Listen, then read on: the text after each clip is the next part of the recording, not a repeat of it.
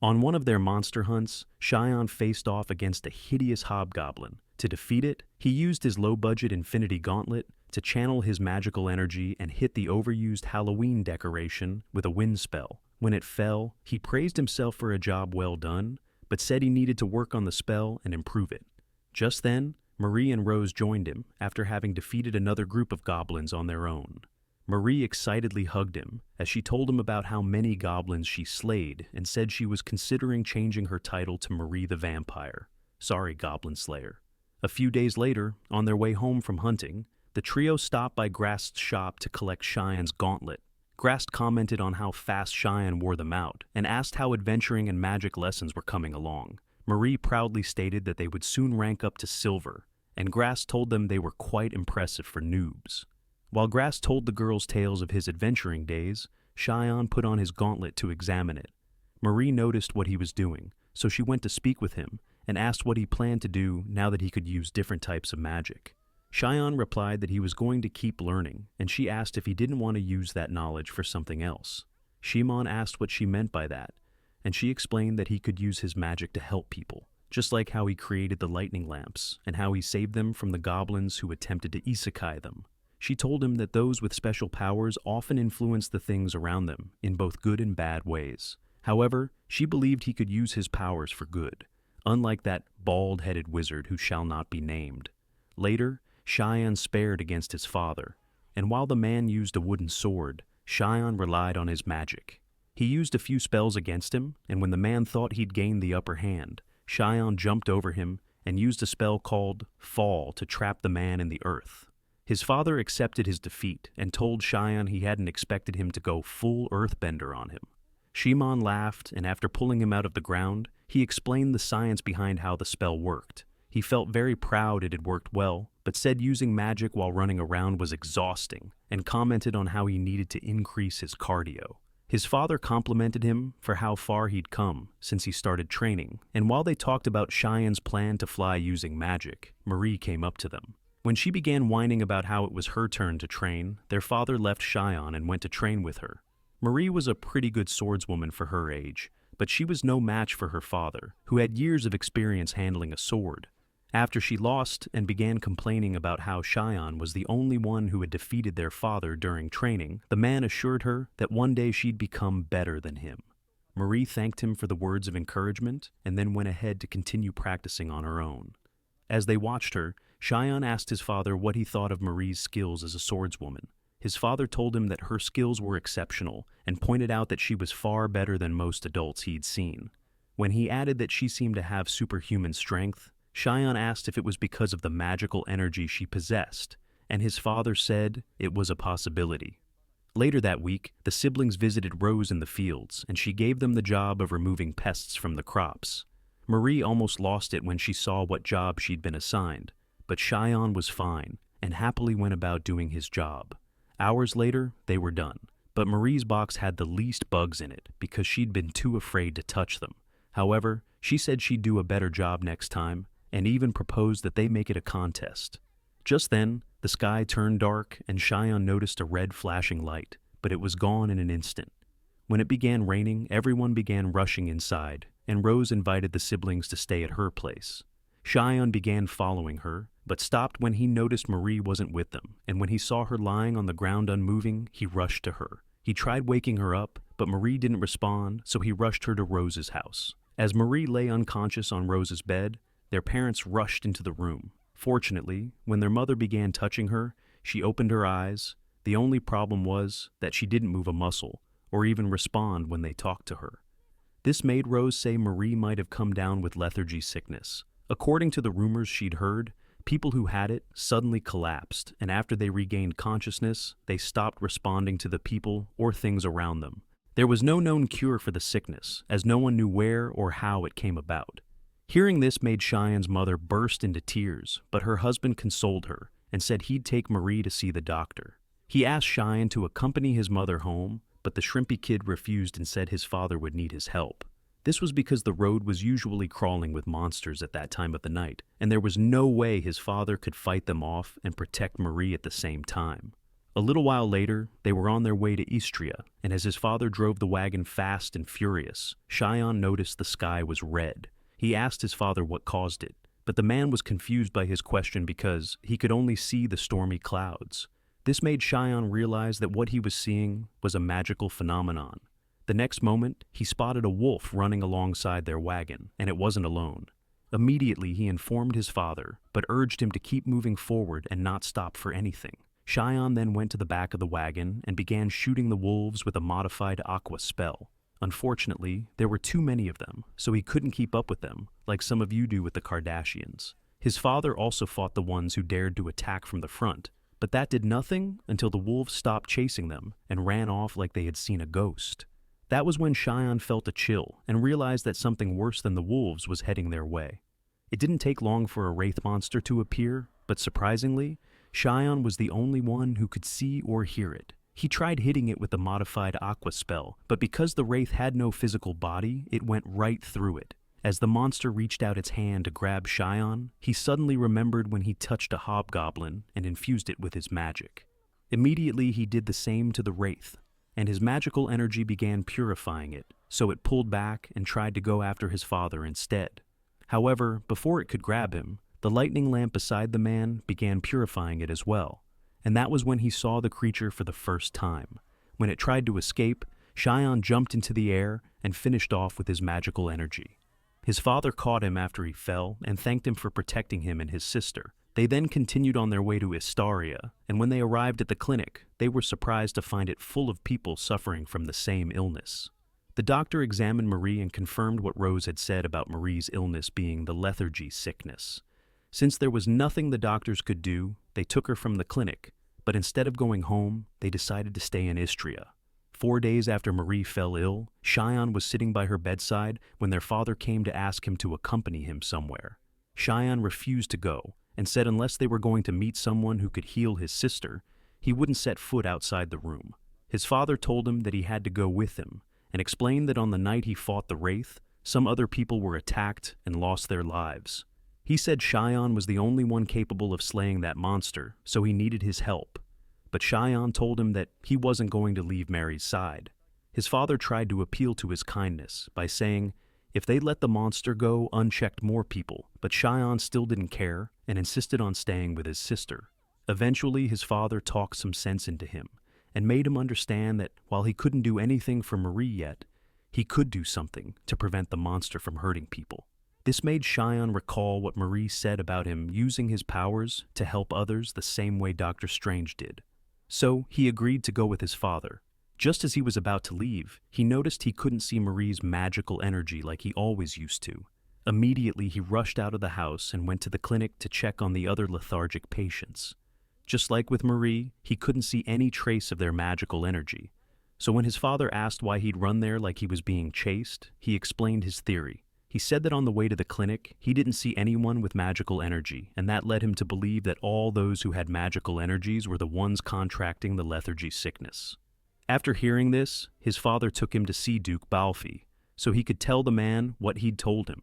When Sion first laid eyes on the man, he was intimidated by him, however. When the man began rolling on the floor and complaining like a spoilt brat about how his responsibilities were getting too much, that fear vanished. Eventually, after he stopped throwing a tantrum and took his seat, he informed Sion and his father that he'd ordered the guards to hang the lightning lamps around the town. Sion's father then told him about Sion's theory about the lethargy sickness, so the Duke asked if he had any ideas to heal the people. Sion said the quickest way to see results was to conduct living body experiments.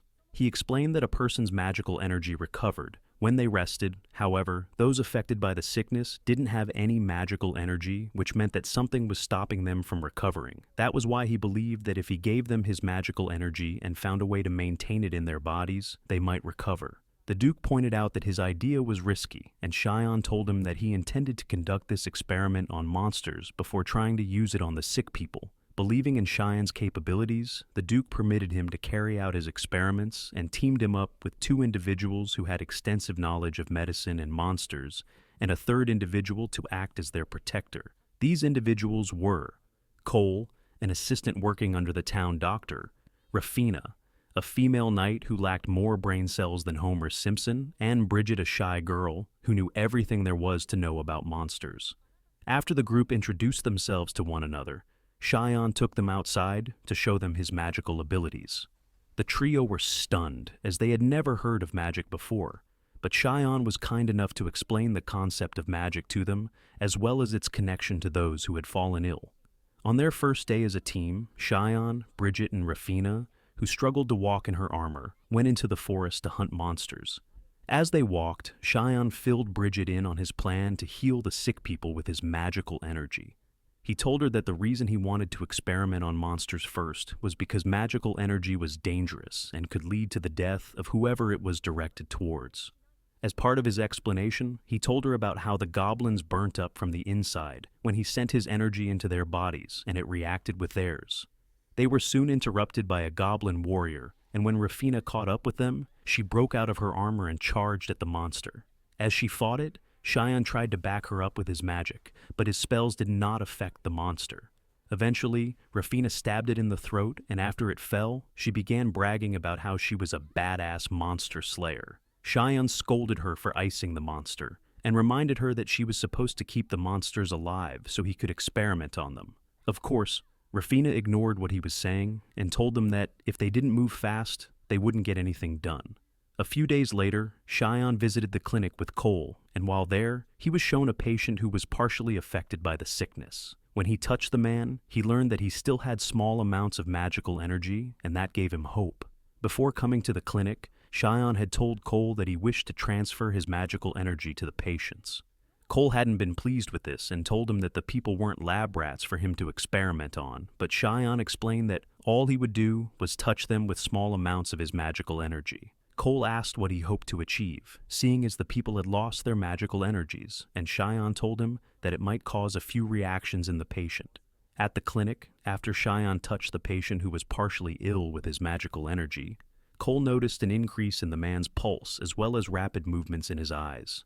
They also noticed that the more energy Sion used, the more the man reacted or moved parts of his body. However, they weren't certain if those reactions were indications that the man would recover if they continued what they were doing. When they went to the hallway to discuss their findings, Cole suggested they continue observing the man and try to increase the dose of magical energy they used on him to see if he would get better. While they were talking, another doctor approached them to ask how their examination of the patient went. Sion told him they had learned a lot, but before he could explain further, Cole dragged him away. Once they were outside, Cole warned him to be careful who he shared information regarding his research with. He explained that the doctors have been trying and failing to come up with a treatment for the sickness, and if word got out that he was making progress, things could go wrong. In other words, if the wrong people found out what he was doing, they would interfere with his work, and that would be bad. Sion thanked Cole for his advice and teased him about secretly caring for him, even though he treated him like a stain on his newly polished shoes. That night, when Sion got home, he tried to see if Marie would react to his magical energy like the other patient did. But no matter how hard he tried, she didn't. A few days later, he went on another research trip with Bridget and Rafina, and while Rafina fought the monsters, he and Bridget experimented on one of them. Sion transferred his energy into the warrior wolf bit by bit, but when he reached a certain point, the wolf began convulsing and its arm burnt to ashes. Bridget wrote down how many seconds it took for that to happen and told Sion it was more than the time for the goblins. Sion said the reaction time might differ in humans, and Bridget told him that he couldn't be sure until he'd tested it out on them. They were still talking when Ralphina called out to them to ask if she could slay the remaining monster, and they told her that she could. When she finished, she tried walking up to them, but tripped over her own feet. Instead of admitting that she was clumsy, she blamed her fall on an invincible trap, and then told them it was time to leave. When she began walking away, Sion called out to her, saying they weren't done with their experiment, but she ignored them. Later, when Sion returned home, he asked Rose to bring him a bowl with some live fish in it, and after he infused one of the fishes with his magi, he was surprised to see that the fish remained unharmed. This made him conclude that only monsters could be purified, and when he wondered out loud what category humans were in, Rose volunteered to be his test subject. Sion didn't want to agree, but she convinced him to change his mind, saying he would never know until they tried. They then sat opposite each other, and Sion instructed her to let him know if she felt pain or discomfort with what he was doing. Once Rose agreed to do as he said, he took her hand and began infusing his energy into her. Some seconds after he began, he asked Rose how she felt, and she told him her body felt warmer. He then increased how much energy he was sending, but when he recalled what happened to the wolf earlier, he pulled away. Rose grabbed his hand before he could pull away completely and gave him a reassuring nod, so his courage returned and he continued. Eventually he stopped, and Rose suggested he try again another time, but he refused, saying he didn't want to hurt her. She assured him that nothing would happen to her and said they were doing it for Marie's sake. When she touched his cheek, Sion felt awkward and moved away, but told her that the next time he'd invite one of his teammates to sit in on their experiment. A month later, Sion stood with his teammates, watching the guards take down the lightning lamps since there had been no signs of the wraith. Cole said he hadn't believed the lamps were effective from the start, and this made Rafina threaten him with her sword. When she calmed down, Sion pointed out that it was strange that the wraith wasn't like the normal monsters. Bridget said the wraith was probably created as a result of the Legray War. Sion asked what the Legray War was, and Rafina explained that it was a war which took place 1,000 years ago, when all the nations banded together to fight all demon kind. Sion was surprised to learn about such a war, but didn't think much about it either, since it was an old story. As time went on, Sion continued his research and kept trying to find a cure for the lethargy sickness. Eventually, 2 years passed, and he still hadn't found a cure for the strange illness. One day, after he finished tending to the patient with a partial illness, Cole told him to get some rest as he looked stressed, but Sion assured him that he was fine. However, that evening, while he was having dinner with his parents, Rose, Rafina, Bridget, and Grast, his parents suggested the same thing to him. They said he'd been working too hard and barely took time for himself, but Sion assured them that he wasn't tired.